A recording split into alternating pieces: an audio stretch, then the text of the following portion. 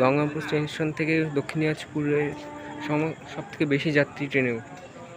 গঙ্গারামপুরে অনেকদিন থেকে যাত্রী শেডের কাজ চলছিল, সেই শেড কমপ্লিট হয়ে গেছে। এই স্টেশনে আপাতত দুটো লাইন আছে, বালুরঘাটের মতো বা বুনিয়াদপুর গাজলের মতো তিনটে লাইন নেই, কিন্তু এদিকে 3 নম্বর লাইন এবং সেকেন্ড প্ল্যাটফর্মের কাজ চলছে। গাইস, আমি আপনাদের প্রিয় শান্তনু এখন এসেছি গঙ্গারামপুর রেল স্টেশনে। আজকে আপনাদের গঙ্গারামপুর রেল স্টেশনের সমস্ত আপডেট দেখাবো। তো চলুন দেরি না করে ভিডিওটিকে শুরু করা যাক। গঙ্গারামপুরে অনেকদিন থেকে যাত্রী শেডের কাজ চলছিল, সেই শেড কমপ্লিট হয়ে গেছে। এই স্টেশনে আপাতত দুটো লাইন আছে, বালুরঘাটের মতো বা বুনিয়াদপুর গাজলের মতো তিনটে লাইন নেই, কিন্তু এদিকে 3 নম্বর লাইন এবং সেকেন্ড প্ল্যাটফর্মের কাজ চলছে। ওইদিকে দেখুন, ওয়াল বেঁধে দেওয়া হয়েছে এবং মাটি ফেলে ভরাট করে দেওয়া হয়েছে। এদিকে ঢালাইয়ের কাজও অনেকটা হয়ে গেছে।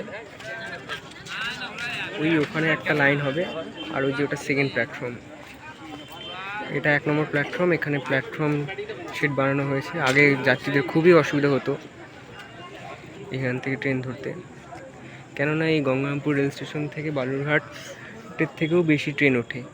ট্রেন কেন বলছি, লোকজন ওঠে। গঙ্গারামপুর স্টেশন থেকে দক্ষিণ দিনাজপুরের সবথেকে বেশি যাত্রী ট্রেনে ওঠে।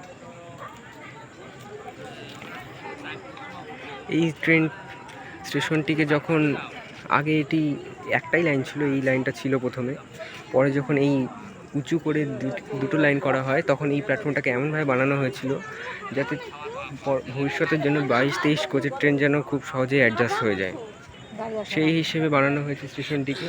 এবং এখানে ফারাক্কা এক্সপ্রেস খুব সহজেই অ্যাডজাস্ট হয়ে যায়।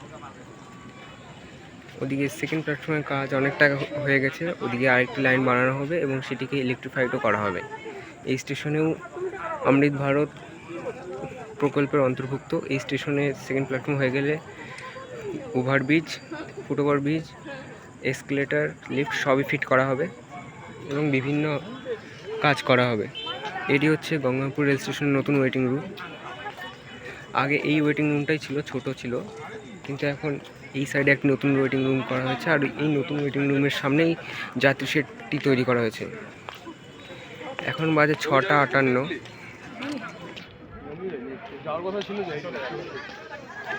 আপনারা সেটা শেডের ডিজিটাল ওয়াচে দেখতে পারেন। দেখুন গাইস, এখন প্রচুর যাত্রী আসছে, যারা সবাই শিয়ালদা এক্সপ্রেস ধরবে এবং এখান থেকে শিয়ালদার উদ্দেশ্যে যাবে। এই ট্রেনে প্রচুর লোক শিয়ালদা যায়।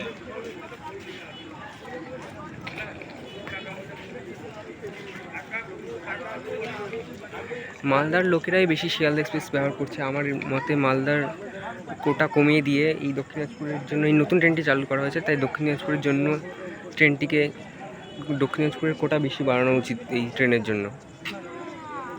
মালদার লোকেরা খুবই স্বার্থপর, তারা গৌড়লিঙ্গ এক্সপ্রেসটাকেও ফেরত নিল এবং আবার আমাদের শিয়ালদা এক্সপ্রেসেও বেশ ব্যবহার করছে। তাদের কোটা কমিয়ে আমাদের দক্ষিণ দিনাজপুরের কোটা বাড়ানো উচিত, কারণ এটি আমাদের নিজস্ব ডিস্ট্রিক্টের ট্রেন। এবং ফারাক্কা এক্সপ্রেস নিয়ে কেমন রাজনৈতিক মামলা হচ্ছিল, রাজনীতি চালালো মালদাবাসীরা, আপনারা তো দেখেছেনই। সেই হিসেবে ফারাক্কা এক্সপ্রেসকে বালুরঘাটে এক্সটেন্ড করা হয়েছে এবং তার জন্য মালদাবাসীরা খুবই বিক্ষোভ প্রদর্শিত করেছিল এবং তারা এখন শিয়ালদা এক্সপ্রেসটিকেও বেশিভাবে ব্যবহার করছে। আমাদের এই ট্রেন, আমাদের বালুরঘাটের যাত্রীদের জেনারেল কোচে যেতে হয় বাধ্য হয়ে।